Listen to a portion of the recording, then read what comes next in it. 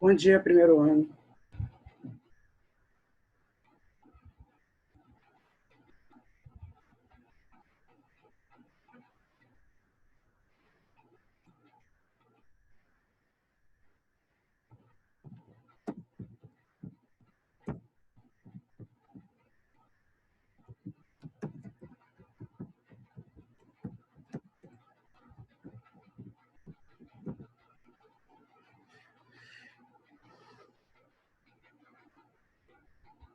No grupo lá da escola para mandar para gente.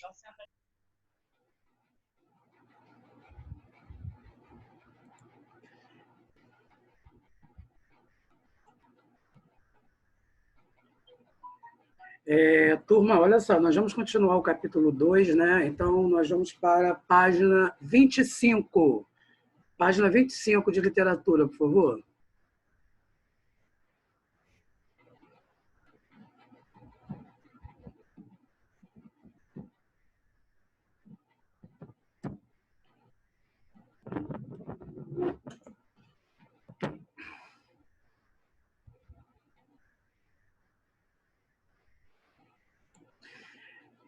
Bem, turma, vamos entender, né, essa questão de literatura e realidade, né?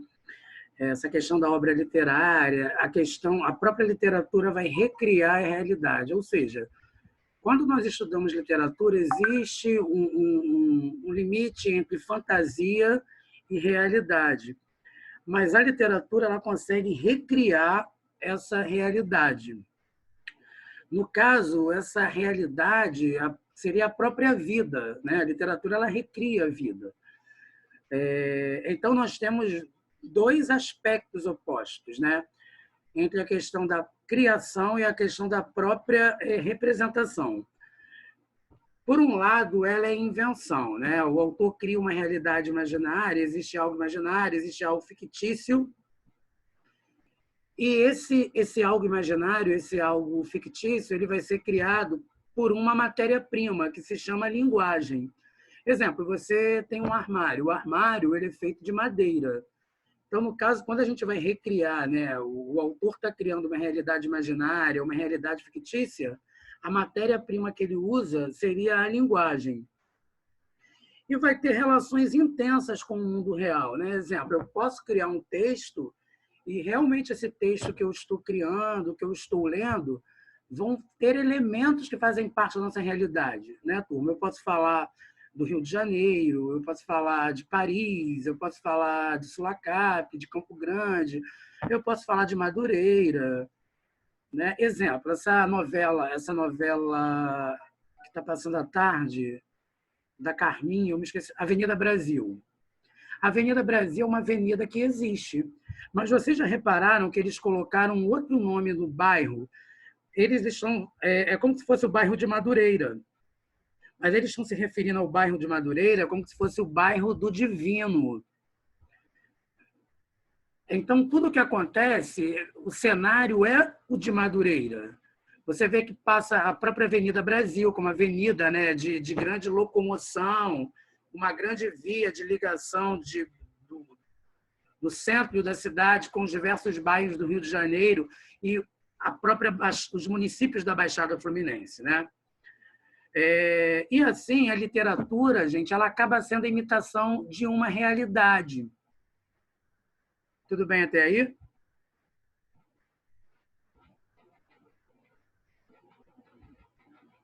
Ó, no segundo parágrafo, a inquietação relatada por Mário Quintana em sua crônica é exemplar, como escritor.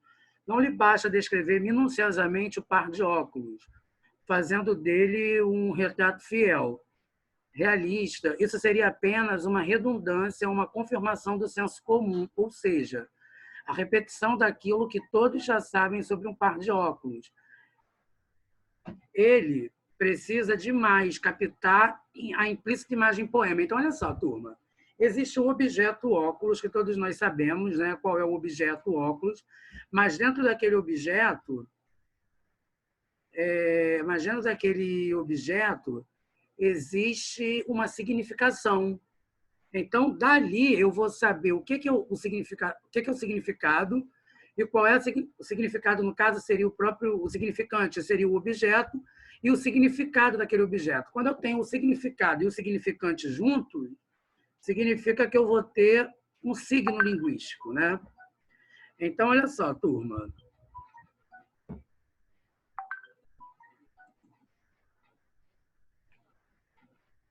Vamos para a página... Vamos para a próxima página, turma? Vamos para a página 26.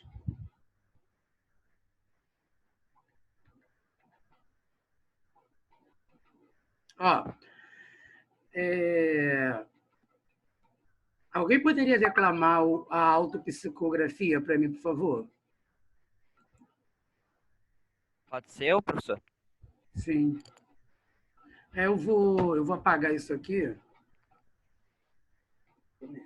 Ai, gente, Suzana, meu Deus.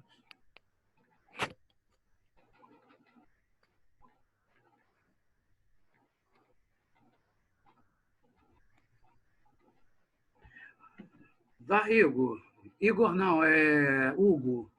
Declama para mim, por favor. Ô, gente, olha só, esse poema, vocês certamente já ouviram falar em Fernando Pessoa, né? Fernando Pessoa é um poeta português, embora muitas pessoas achem que ele seja brasileiro, não, ele faz parte do modernismo português, e ele tem vários heterônimos, né? Heterônimos é um outro nome, é uma outra personalidade.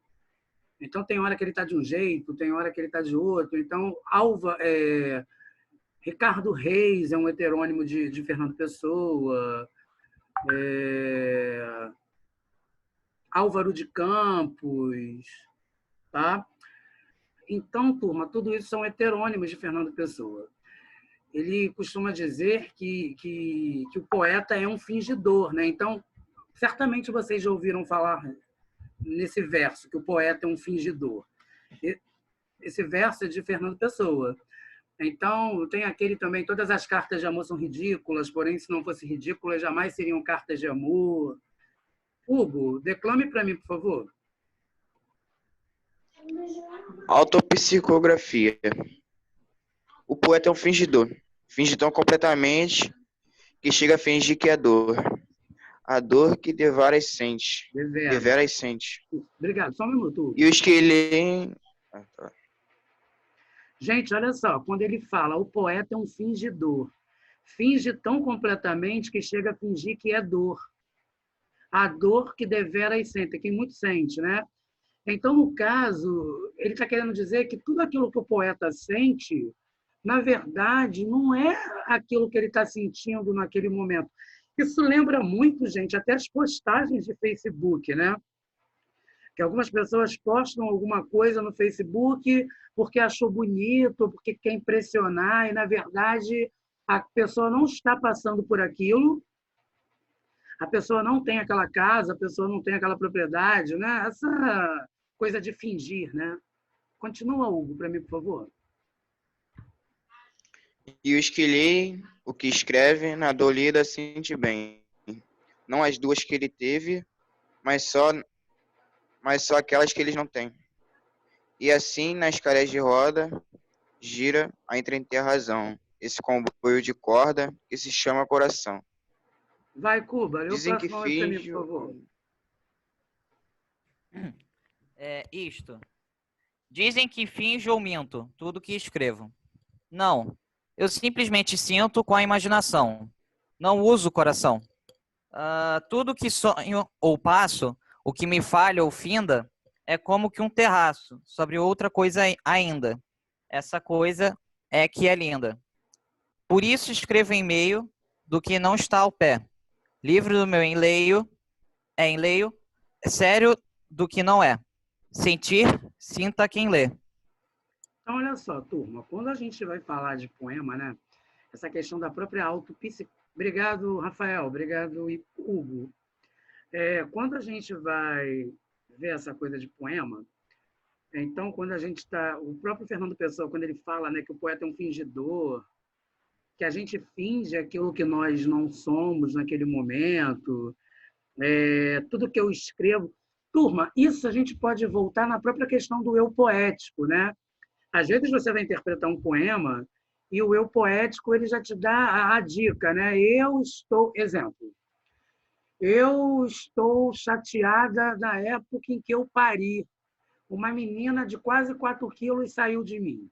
Em momento algum está dizendo assim, eu sou uma mulher, eu sou um homem. Mas reparem que, pelas informações que estão sendo passadas, nós só podemos chegar a uma conclusão que é uma mulher. Porque um homem não vai parir, um homem não vai colocar um filho para fora, né, gente? Isso não existe. Então, olha só. Na próxima página, turma, que é a página 26, tem alguns exercícios aí, né? Vamos tentar fazer, por favor? Em conversa com os seus colegas, né? Então, vamos lá. Ó. Explique como você compreendeu os versos. Chega a fingir que é dor. A dor que deveras sente.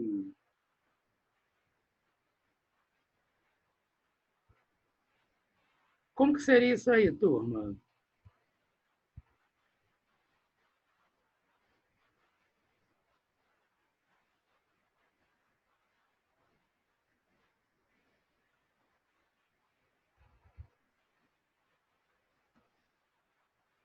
Então, vamos lá. Que um fato pode se tornar ficcional. Então, quando esse fato da realidade, né, existe um fato na realidade, existe a realidade. A partir do momento que essa realidade torna-se algo ficcional, significa que ela torna um fingimento. Eu posso me basear, eu posso escrever um texto a partir de uma realidade, mas aquilo não é real, aquilo é fictício, porque eu vou me inspirar na realidade. Compreenderam? Gente, falem sim ou não. Vocês estão conseguindo me ouvir, primeiro ano?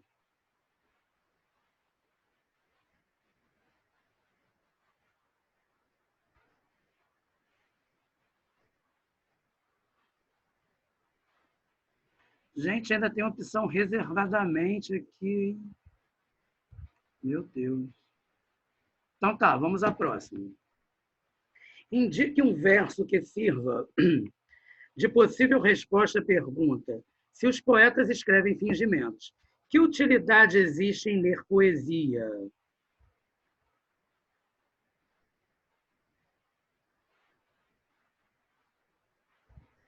Hein, turma?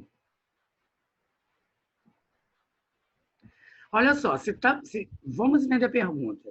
Se está dizendo que os poetas escrevem fingimento, e se tudo que eles escrevem é fingimento, ou seja, seria uma mentira, por que eu tenho que ler uma poesia se tudo é um fingimento, gente?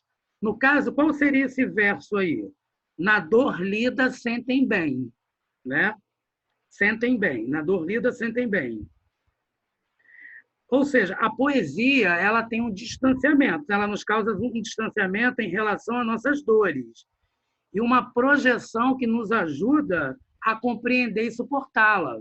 Ou seja, ele está falando das dores. Só que essas dores que ele está citando, que ele se inspirou de uma realidade, pode ser com que nós nos inspiramos e que sirva de alguma coisa para a gente. Por mais que aquilo seja um fingimento, mas um fingimento que não é um tão fingimento, porque ele se inspirou de alguma coisa, ele se inspirou de algo da realidade. Indique e comente os versos do poema, isto que poderia exemplificar a necessidade de recriação das coisas em imagens para terem mais vida e da vida em poesia para ser mais vivida, mencionada por Mário Quintana. Eu simplesmente vivo, né? Esse é um verso, com a imaginação. E a segunda estrofe toda, né, gente? A segunda estrofe do Mário Quintana.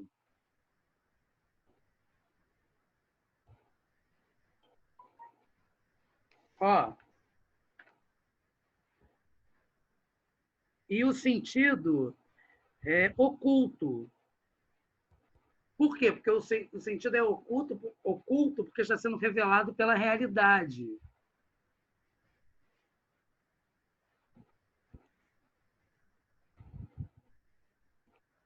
Olha só, turma.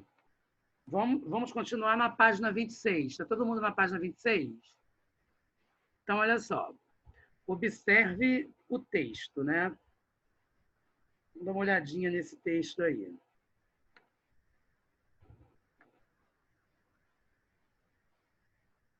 Alguém poderia ler? Gente, vocês deem uma olhada que o título é Rio ou Ir, né? Vocês estão vendo que é como se fosse uma correnteza. Estão reparando bem isso aqui, turma? Então, olha só. Quem pode ler para mim, por favor?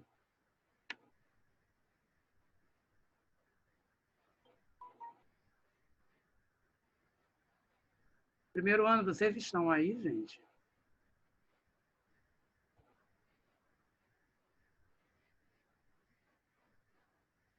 Vamos lá, quem está aqui? Rafael Duque, Natália Ararúbia, Maria Júlia, Lolo Vitória, eu acredito que seja Lohane, Hugo, Breno, Rafael Cuba, Rafael Joia, Kaique, Biazinha, Ana Beatriz, né? Gabi, Davi Braga, Zion, Robson, Janaína. Quem é Janaína, gente? João. É o Matheus Bidon. Tenho 17 pessoas na sala. Hugo menos, tá? Você está na aula, você não está no seu chat no grupo de WhatsApp, não, tá, filho? Ah, tá, Janaína é a mãe do Matheus. Ok. Quem pode ler, gente, para mim, por favor? Posso? Pode. É O bom, poema né? de Arnaldo Antunes tem a forma visual de uma mandala, uma figura abstrata e simbólica. À primeira vista, parece que é apenas isso, uma brincadeira. Uma ilustração geométrica feita com letras. A leitura, no entanto, é a leitura. Significa cuidado, paciência, procura, é o desfilamento de sentidos possíveis. Revela que a invenção formal, aparentemente decorativa, uma dimensão ampla de representação de ideias, de significação. Isso aí. Agora, turma, vocês lembram mais ou menos o que seria uma mandala? Olha o que é uma mandala, né? Mandala é um diagrama composto de formas geométricas concêntricas utilizado no hinduísmo, no budismo, nas práticas psicofísicas da yoga e no tantrismo, como objeto ritualístico e ponto focal para a meditação. Do ponto de vista religioso, o mandala é considerado uma representação do ser humano e do universo. Então, turma, é exatamente isso, né? É algo visual que, no caso, tem o sentido de... Obrigado, tá? Para você que leu. Foi quem? Foi Breno que leu? Sim. Obrigado, filho. Uma figura abstrata e simbólica, né?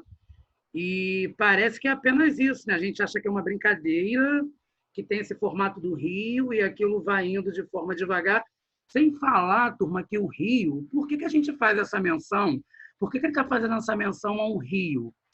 O rio é algo, né? Na verdade, uma parte do rio, né? Um rio é uma coisa aparentemente calma que você está adentrando em um rio. Eu estou falando de um rio de águas calmas, onde está uma parte calma. Daqui a pouco, gente, você vai adentrando, você chega numa parte funda. O próprio São Francisco, né, turma? O Rio São Francisco, para quem tem de geografia e hidrografia, o próprio Rio São Francisco tem uma parte de correntezas fortes, com redemoinhos, né? E vai fazendo com que aquilo, daqui a pouco, você perde totalmente o controle, porque você vai nadar contra o rio. É aquela velha expressão, nadar contra a maré, né? Então, você vai se sentindo confortável numa situação, daqui a pouco aquilo vai agitando. Isso aconteceu com um ator global, né, turma? Eu acredito que vocês saibam disso. Um ator que morreu afogado. Então, essa comparação que ele faz com o rio, né?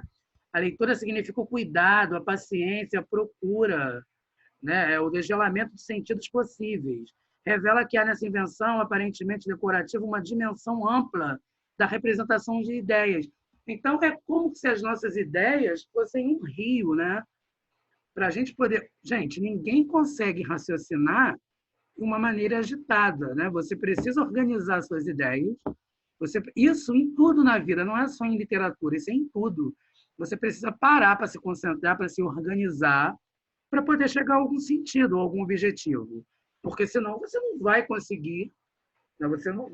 Você vai estudar qualquer matéria, você senta para estudar. Você não precisa de calma, você não precisa de concentração. Se você estiver fazendo uma tempestade dentro de si mesmo, você não vai a lugar nenhum. Então, é isso que o Arnaldo Antunes está falando. Lembrando, gente, que o Arnaldo Antunes ele fazia parte do grupo Titãs, não sei se vocês já ouviram falar do grupo Titãs, e ele saiu do grupo, né? Ele é um poeta, atualmente ele é um poeta, ele tem as músicas dele, ele canta, e ele também é um dos membros dos Tribalistas, né? Onde ele faz um trio com Carlinhos Brown e com a Marisa Monte. Aquela música que vocês gostam, lembra? Você é assim, eu gosto de você. Lembraram? E gosto de ficar com você. Então, isso é uma das produções de Arnaldo Antunes, junto com Marisa Monte e Carlinhos Brown. Carlinhos Brown é aquele cara lá do The Voice, né? Que vocês conhecem bem, né? KKKKK. Janaína, mãe do Bidão. KKKKK. Azayu. O Zion, quando está no inbox, ele adora falar gracinha, né? Na aula ele não fala, né, Zion? Deixa você comigo. Então, olha só.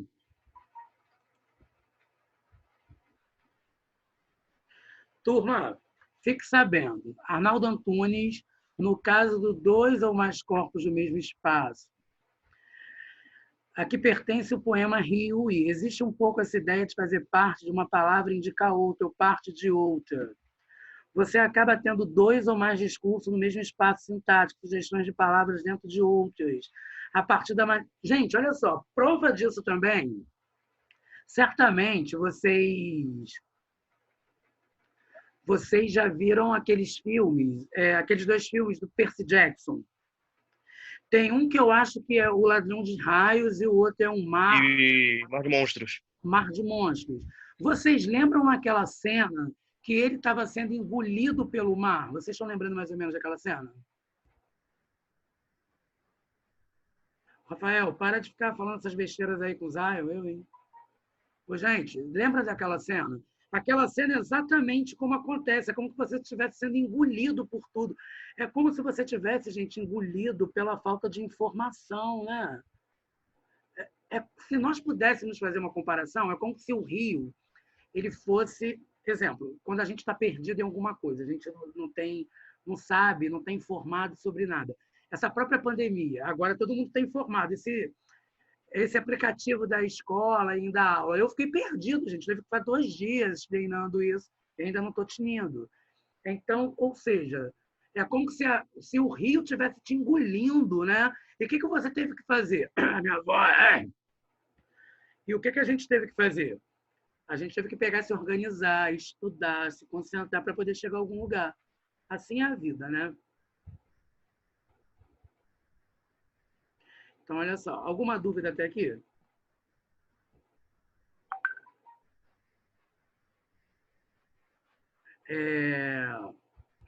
Vamos lá, né? Porque agora... KKKKK. Kaique, na NN. Lohane, quadradinho. Rafael Cuba, sem dúvida, né? Porque acento não existe. Breno, nenhuma. Ah, tá. Ok. Aí agora eles vão pegar, eles vão comentar sobre o que eu acabei de comentar. Quer ver? Vou desativar vocês. Isso aqui. Esta atividade é um convite à construção, descoberta de significados a partir da forma. Explique o modo como Arnaldo Antunes compôs o título do poema. E aí, turma?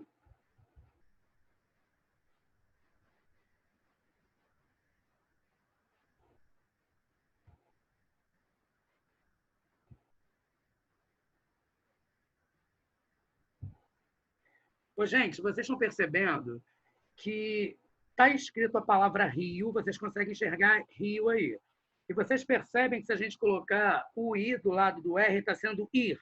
Então, ele começa assim, ó, ir, ir, ir, ir, ir, ir, e rio. Estão percebendo a construção?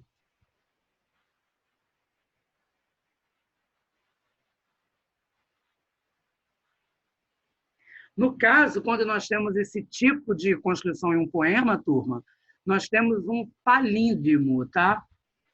Vou colocar aqui no chat. Alguém me chama aí no chat. Tá, já me achei aqui. Calma aí.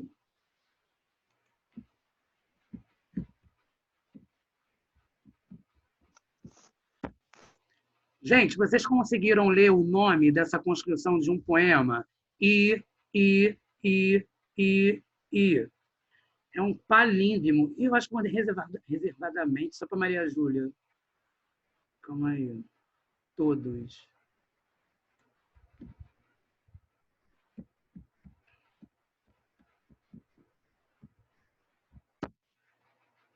Gente, é um palíndromo. Todo mundo está conseguindo enxergar agora?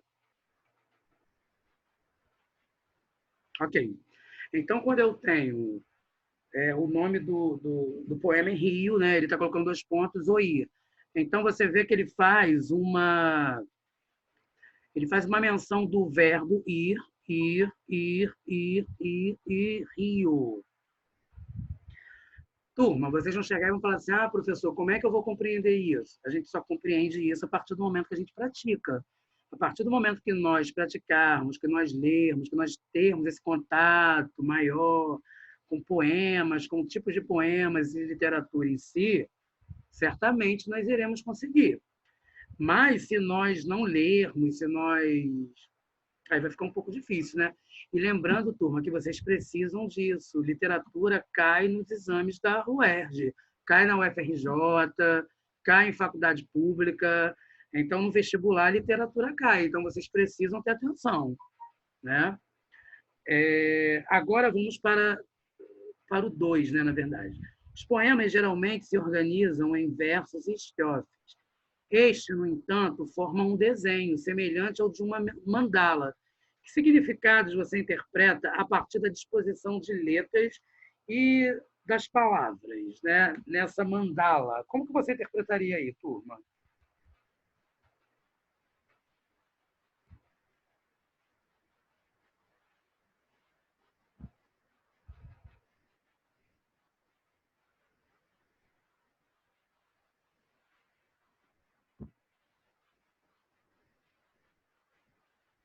Então, olha só. As letras, no caso, as letras R e I, elas giram em torno do centro, né? Oi, Ronaldo, mãe do Igor falando.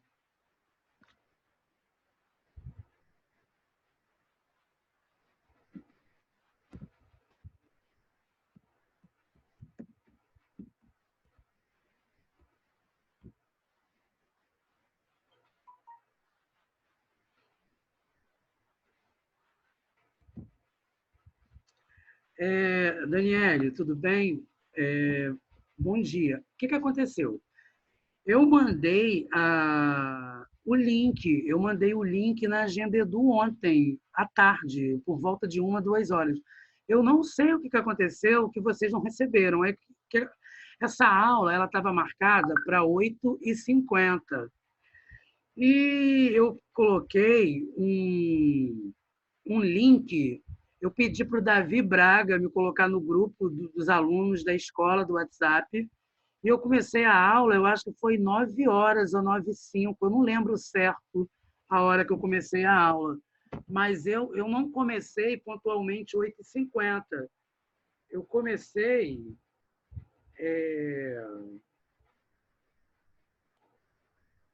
Calma aí. Eu mandei o link para eles, era 9h04. Né? Gente, alguém, por favor, coloque o Igor no grupo da 1001. Todos os alunos precisam estar no grupo de WhatsApp, turma. Tá, gente, vocês estão vendo aí, né? A mãe do Igor está dando o número. Vocês coloquem o Igor e coloquem todos os alunos. Exemplo, essa situação que aconteceu agora. Foi uma situação que todo mundo precisava saber. E aí todo mundo tem que estar. Está dizendo que a Gabi também não está. Coloquem também o número da Gabi. Isso aí, todo mundo manda um número. Ô, Daniele, obrigado, tá, minha querida? Eu não sabia, porque eu não estava nesse grupo. Como eu te falei, eu pedi para o Davi Braga, porque o Davi Braga e a Natália Larúbia eram os únicos que eu tinha aqui no meu celular. E a Lavínia, mas a Lavínia não está mais na escola. Então, quer dizer, eu peguei e pedi, né, para ele me colocar no grupo. Então, eu não sabia quais alunos estavam no grupo da escola, porque eu entrei naquele momento, tá? Me desculpe aí, tá, Daniela, a informação equivocada, mas eu, infelizmente, eu não sei o que aconteceu, que não foi, porque eu enviei e eu não sei o que aconteceu. Depois eu até mando o print, porque as aulas minhas que estão agendadas hoje era do primeiro ano de literatura e do oitavo ano em gramática, tá? Então é isso.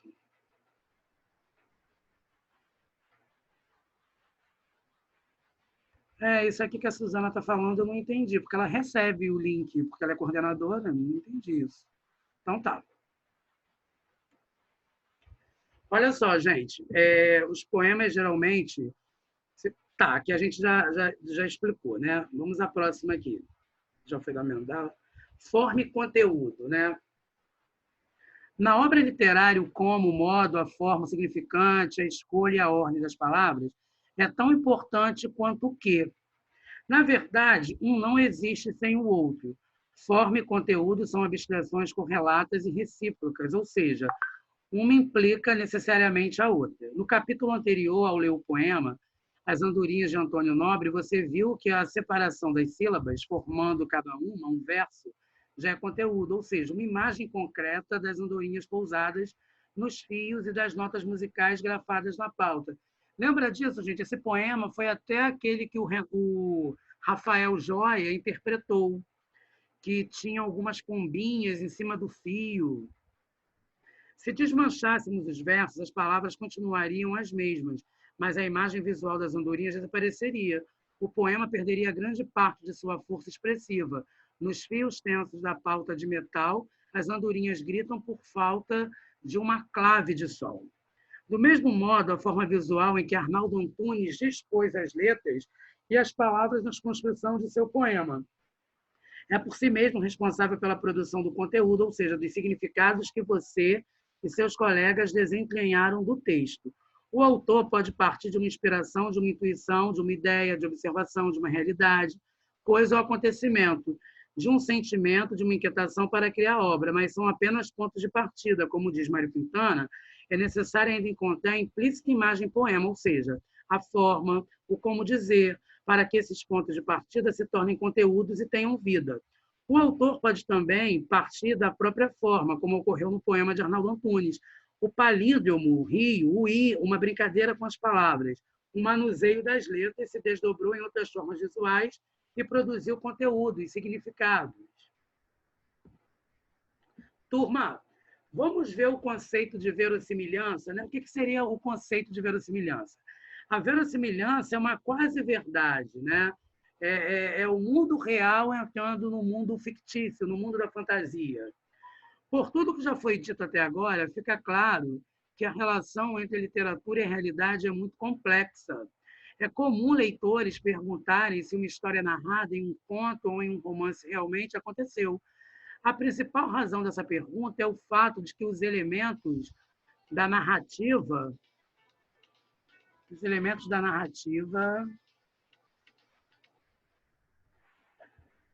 personagens e ações que parecem muito verdadeiros, dando à ficção a aparência de relatos de acontecimentos reais.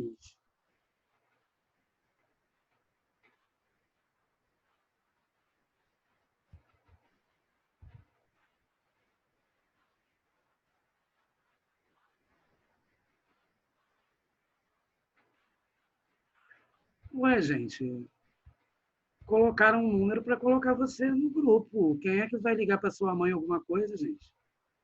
Ué. Colocaram na questão, Gabi, de te ajudar. Eu acredito que ninguém vai pegar o número da sua mãe e fazer alguma coisa. Né? Até porque não tem nem sentido. A pergunta, portanto, não deve ser os acontecimentos narrados, são reais, verdadeiros, mas se são verossímeis.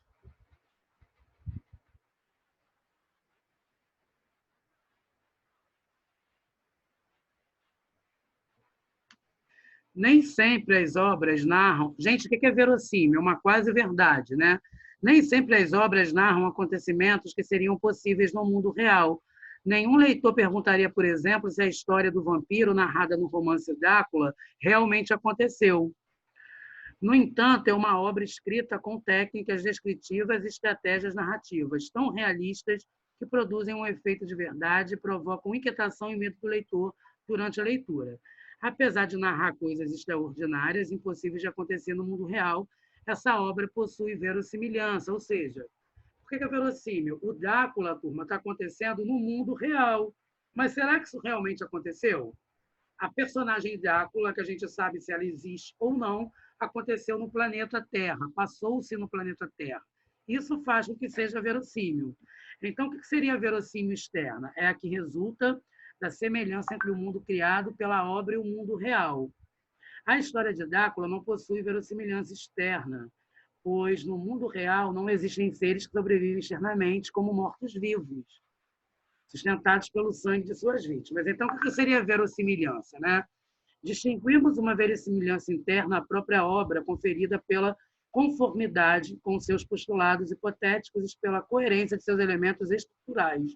A motivação, a causalidade das sequências narrativas, a equivalência dos atributos e das ações, dos personagens, a isotopia, a homorritmia, o paralelismo e uma verossimilhança.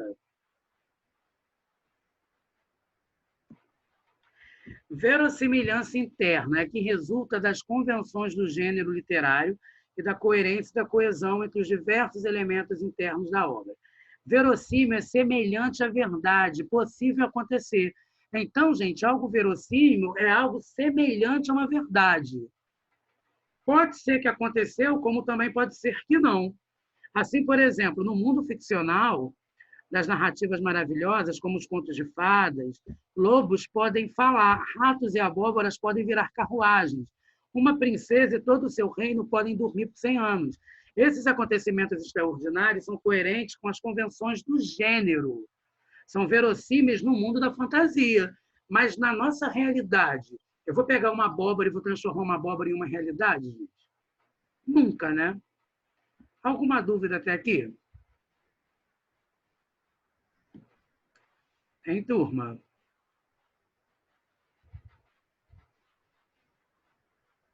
Todo mundo entendeu, então, o conceito de verossimilhança, né? De verossímil. Verossimilhança é uma quase verdade. Não sou...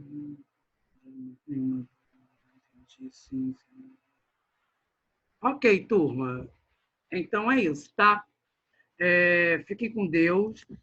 Deixa eu dar uma olhada aqui se tem alguma coisa. Não. Próxima aula. Eu queria, gente, que vocês já fossem fazendo os exercícios as atividades, tá? Do capítulo, por favor. Tá? Então é isso. Fiquem bem. Um beijo, tá? Pode deixar que eu vou lavar minha mão. Você também lava a sua, tá? Eu também, Maria Júlia. Estou com muita saudade de vocês, tá? Fiquem com Deus. Um beijo. Até a próxima, tá?